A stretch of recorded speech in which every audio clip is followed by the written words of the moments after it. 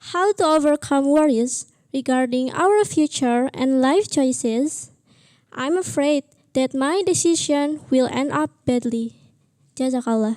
This is why Allah Ta'ala says that whenever we are going to start anything, we should seek Allah's help. Pray to Allah Ta'ala that Allah Ta'ala makes it easy for us. And seek Allah Ta'ala's help and His guidance. If it is good for you, then Allah Ta'ala make it easy for you and make it comfortable for you and satisfy your heart in this regard.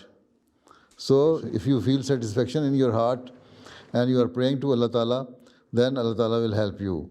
And it will not end up as a bad result. But also must remember that we should always pray to Allah Ta'ala in every respect, that whatever we are doing, Allah Ta'ala always help us. We sought Allah Ta'ala's help when we started it. And we should seek Allah Ta'ala's help even while we are doing it. And till the end of our life, we should seek Allah's help and guidance.